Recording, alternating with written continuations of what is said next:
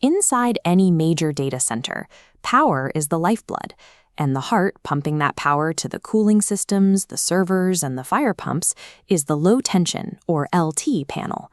It is the critical junction between the main utility supply and everything downstream.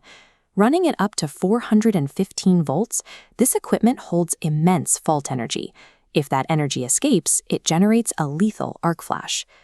Because of the dense layout of exposed copper bus bars inside these cabinets, it only takes one foreign object, like a dropped screw or a stray cleaning cloth sliding into the wrong compartment, to bridge a gap, trigger an explosive short, and take down an entire data hall.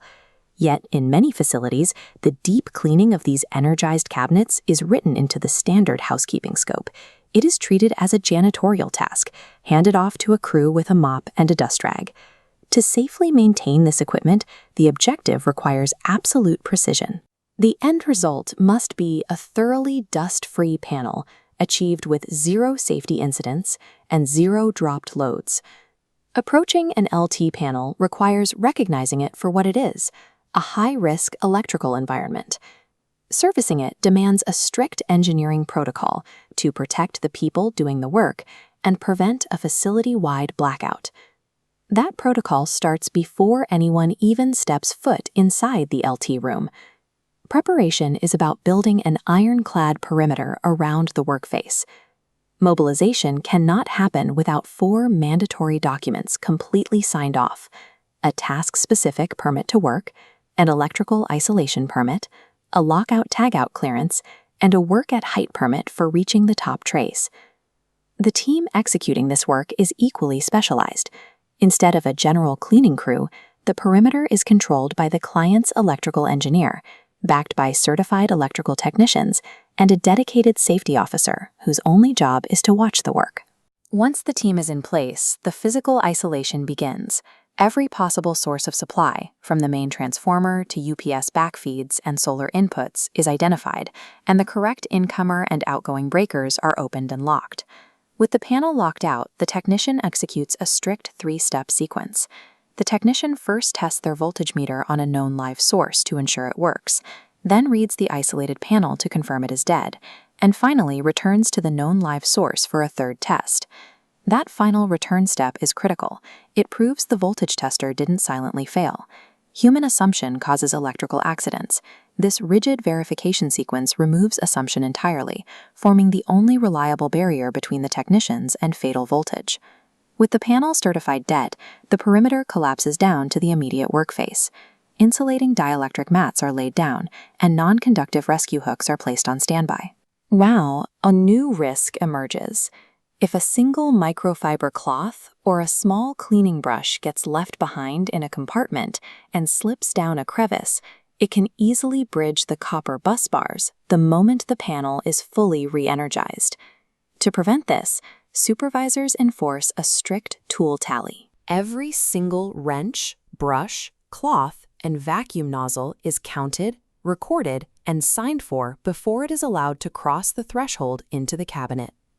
In a critical environment, meticulous inventory control of these mundane objects is the final layer of engineering discipline required to keep the power flowing. Opening the cabinet reveals a dense vertical layout of wiring, relays, current transformers, and heavy copper rails. The cleaning process relies on one simple physical rule: dirt falls downward. To manage this, technicians follow a strict top-down, back-to-front sequence, ensuring dust never settles on a previously clean surface. The process begins at the very back, loosening and extracting accumulated dust from the rear bus bars. Then, the team moves to the top of the rack, clearing the cable trays and glands. Moving downward to the middle section, technicians carefully navigate around delicate control wiring, relays, and the heavy breaker compartments, which the client has safely racked out. Finally, they reach the lowest section, extracting debris from transformers, bottom cables, and the lowest bus bars. This extraction is done entirely with dielectric tools. The team uses specialized HEPA vacuums with non-conductive suction heads and non-conductive brushes, keeping standard wire bristles far away from the equipment. Chemical intervention is strictly limited. WD-40 contact cleaner is applied directly to a lint-free cloth, never sprayed into the panel. Wet mopping, open water, and aerosols are completely banned. By systematically controlling the direction of gravity and eliminating airborne moisture, the team removes existing threats without accidentally introducing new paths for an electrical fault. Once the interior and exterior are spotless, the process moves into the critical restoration phase. The cabinet isn't just pushed shut. Supervisors reconcile the tool tally, verifying every single item has exited the panel. Then covers and doors are refitted, using torque tools to tighten fasteners to the manufacturer's exact specifications. Control is then transferred back to the client. The authorized engineer removes the lockout tags, executes the switching procedure to restore power, and carefully monitors the panel to confirm normal phase indications and clear alarms. The maintenance protocol is not finished when the cleaning stops. It is only complete once the equipment is fully sealed, re-energized, and proven stable by the facility's native monitoring systems. The final state is a row of clean, humming LT panels, steadily distributing power across the data hall without disruption. This stability is secured by clearing away the thick layer of dust that traps heat, degrades insulation, and slowly pushes the equipment toward failure.